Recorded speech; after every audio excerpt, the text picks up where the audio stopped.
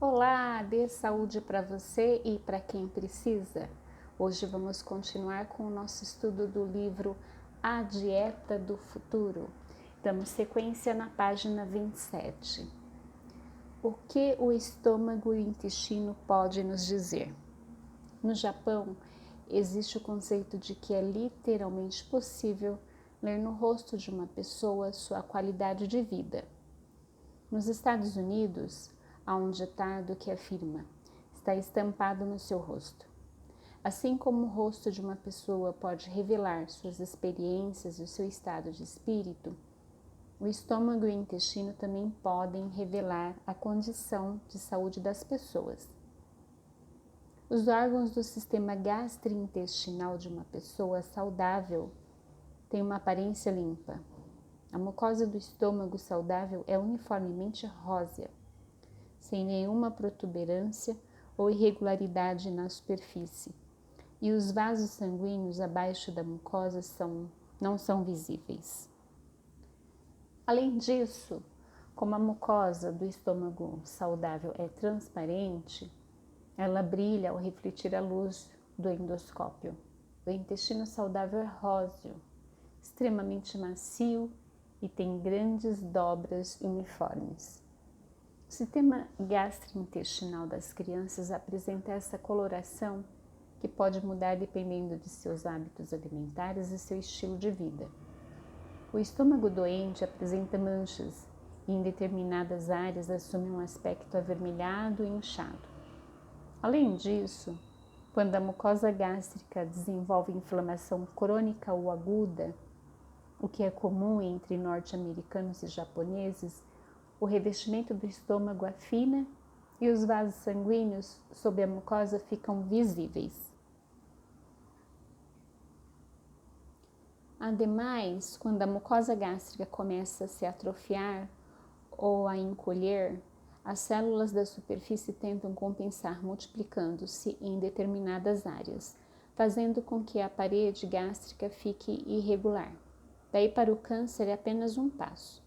Em intestinos doentes, os músculos da parede intestinal tornam-se espessos e rígidos e formam-se dobras irregulares como se fossem amarradas por um elástico, causando constrições em determinadas áreas. Pessoas com doenças latentes e que ainda não sentem dor nem apresentam manifestações físicas têm pouca motivação para cortar o consumo de carne vermelha. É provável que poucos norte-americanos deem atenção aos meus conselhos. Por quê? Porque não conseguem ficar sem comer carne. As pressões sociais são grandes demais. Talvez a carne tenha sido a base da alimentação dessas pessoas e elas não saibam o que comer em seu lugar. Entretanto, também não sabem como está o seu corpo por dentro. Quando a parte externa do corpo começa a mostrar alterações físicas, tendemos a levar as mudanças mais a sério. Calvície, rugas, gordura ou pelanca incomodam as pessoas e servem de motivação para que gastem mais tempo e dinheiro tentando tratar esses processos. Em relação às alterações no interior do trato digestório, o que os olhos não veem, o coração não sente. As pessoas tendem a pensar que, a menos que sintam uma forte dor de barriga, deve estar tudo bem lá dentro. Elas não fazem nada para cuidar do estômago e dos seus intestinos, que continuam a se deteriorar. Mais tarde, quando ficam doentes, muitas pessoas se arrependem de não ter mudado seu estilo de vida para prevenir doenças. Eu me preocupo mais com o que ocorre no interior do corpo do que com o que ocorre fora. Em parte é porque consigo ver o interior dos órgãos por meio do colonoscópio, mas principalmente porque sei que essas alterações internas estão diretamente relacionadas com a saúde geral da pessoa. Meus pacientes que seguem rigorosamente a alimentação e estilo de vida do fator enzimático fazem isso porque sabem que suas vidas dependem dessa atitude. Para que os que tiveram câncer, entretanto, O estilo de vida saudável com histórico de taxa de 0% de recidiva é mais importante do que qualquer outra coisa. Mas eu gostaria de mudar essa taxa de 0% de recidiva de câncer para uma taxa de 0% de doença, fazendo com que as pessoas com doenças latentes adotassem um estilo de vida saudável. Para que isso aconteça, todos devem entender claramente as alterações que o consumo de carne provoca no intestino. O maior motivo pelo qual a ingestão de carne vermelha danifica o intestino é a ausência de fibras alimentares e a presença de grandes quantidades de gordura e colesterol. Além disso, a carne faz com que as paredes do cólon fiquem gradualmente mais espessas e rígidas. Isso acontece porque a falta de fibras alimentares na carne resulta em redução significativa de fezes no cólon, fazendo-o trabalhar mais do que o normal para excretar uma pequena quantidade de fezes por meio de movimentos peristálticos. Em outras palavras, o excesso de movimentos peristálticos faz com que os músculos da parede intestinal fiquem mais espessos e mais desenvolvidos, tornando o cólon mais rígido e mais curto. À medida que as paredes do cólon tornam-se mais espessas, o lumen ou cavidade colônica fica mais estreito. Embora a pressão interna do cólon rígido e estreito aumente, quando grandes quantidades de gordura são absorvidas juntamente com a proteína animal, a camada de gordura em torno do cólon aumenta, exercendo mais pressão na parede intestinal. O aumento da pressão interna no cólon empurra a mucosa para fora, formando cavidades semelhantes a bolsas, chamadas de vertículos, quadro denominado diverticulose. A quantidade normalmente pequena de fezes dificulta ainda mais a passagem pelo colo. Consequentemente, o colo acumula fezes compactas, que permanecem no seu interior por muito tempo. Esse acúmulo adere às paredes do cólon e, associada à diverticulose, entra nos divertículos, tornando a excreção ainda mais difícil. As fezes acumuladas nos divertículos ou entre as dobras produzem toxinas, causando mutações genéticas nas células desses segmentos, que resultam em pólipos. Os pólipos crescem e podem transformar-se em câncer. A diferença entre os intestinos dos norte-americanos e dos japoneses. Quando cheguei a Nova York em 1963, vim como médico residente de cirurgia. Naquela época, o método típico de examinar cólon era por enema de bário, procedimento em que se injetava bário no colo para depois examiná-lo com um raio-x. Embora esse método pudesse revelar a existência de um pólipo grande, não revelava pequenos detalhes nem a situação interna do colo. Além disso, para remover o pólipo detectado, usava-se a laparotomia, grande incisão no abdômen. Esse procedimento acarretava uma grande sobrecarga mental e física para o paciente. Ademais, com esse método, não era possível dizer se o pólipo era benigno ou canceroso, até que o cirurgião observasse o colo durante a cirurgia.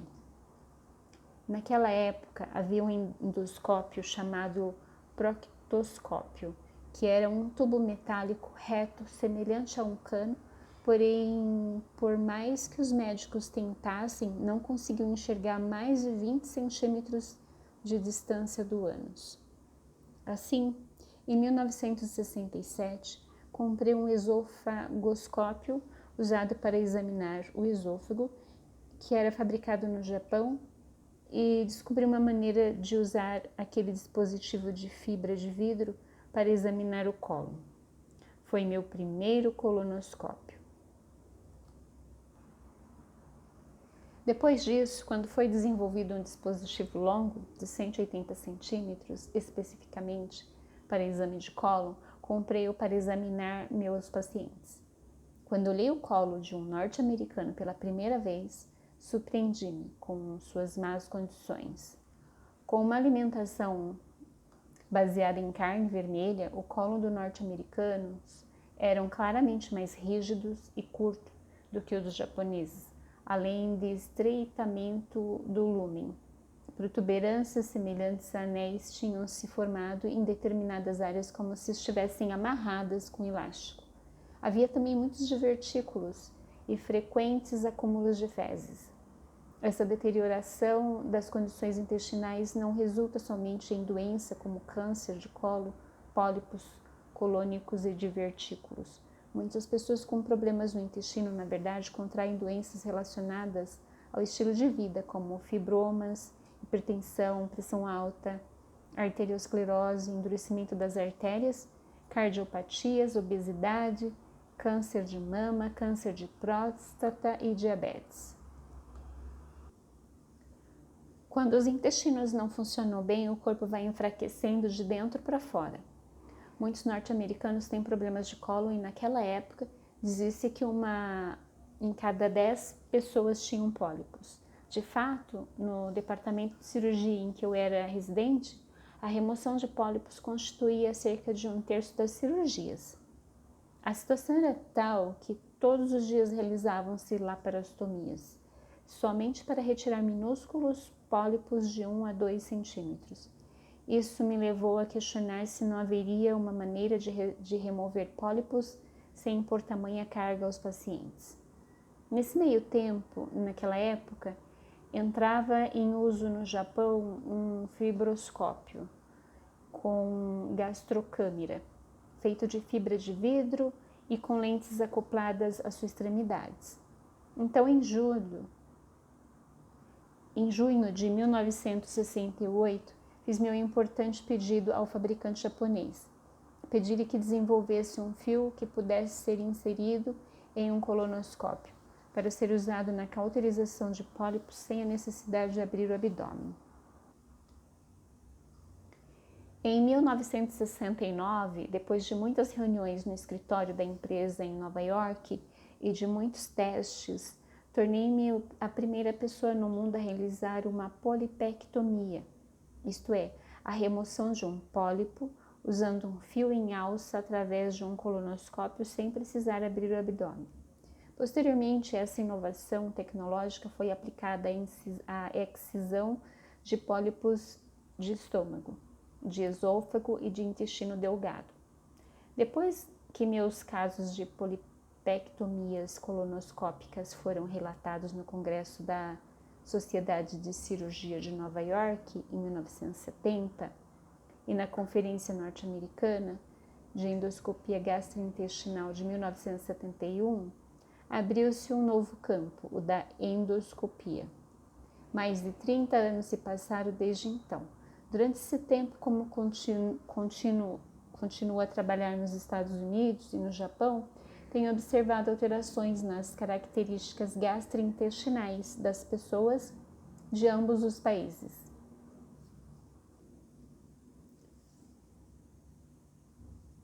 No início da década de 1960, quando se aproximava o período de crescimento rápido do Japão, o país aprendeu a se equiparar aos Estados Unidos e até a superá-los em muitas coisas.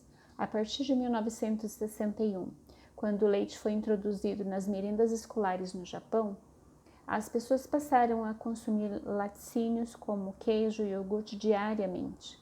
Ao mesmo tempo, verduras, legumes e peixes que eram a base das refeições japonesas começaram a ser substituídos por proteínas animais, gradualmente transformando a alimentação japonesa em uma alimentação com alto teor de gordura e proteína animal à base de hambúrguer, carne bovina e frango frito. Essa tendência continua até hoje. Dê saúde para você e para quem precisa. Este é o resumo da página 27 até a página 31. Na próxima gravação continuaremos com os nossos estudos. Até mais!